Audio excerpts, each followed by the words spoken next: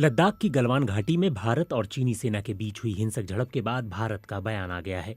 भारत ने कहा है कि दोनों देशों के बीच बन रही आपसी सहमति का चीन ने सम्मान नहीं किया है। सोमवार को वास्तविक नियंत्रण रेखा पर हुई झड़प में भारत के एक कर्नल और 2 जवानों की मौत हुई है। भारतीय सेना ने कहा है कि इस झड़प में दोनों पक्षों को नुकसान उठाना पड़ा है। हालांकि चीन ने अब तक ये साफ नहीं किया है कि उसके यहाँ कितना नुकसान हुआ है।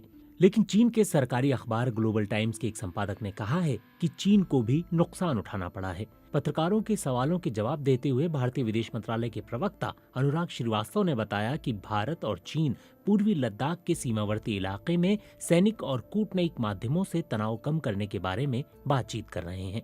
उन्होंने बताया 6 जून को सीनियर कमांडरों की बैठक काफी अच्छी रही थी और उसमें तनाव कम करने की प्रक्रिया पर सहमति बनी थी।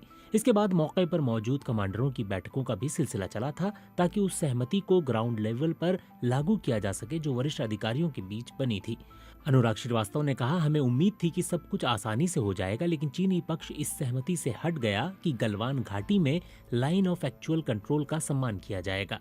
सोमवार रात की झड़प के बारे में अनुराग श्रीवास्तव ने बताया कि 15 जून की देर शाम और रात को एक हिंसक झड़प हुई। इसकी वजह ये थी कि चीनी पक्ष ने एक तरफा तरीके से मौजूदा स्थिति को बदलने की कोशिश की। दोनों तरफ से लोग हताहत हुए, जिसे टाला जा सकता था अगर चीनी पक्ष ने उच्च स्तर पर बनी सहमति का ठीक से पालन किया होता। भविष्य के बारे में उन्होंने कहा कि हम अच्छी तरह समझते हैं कि सीमावर्ती इलाकों में शांति बहाल करने की जरूरत है और विवादों को संवाद के जरिए सुलझाए जाने की जरूरत है। इसके साथ ही हम भारत की संप्रभुता और उसकी अखंडता के लिए पूरी मजबूती के साथ प्रतिबद्ध हैं।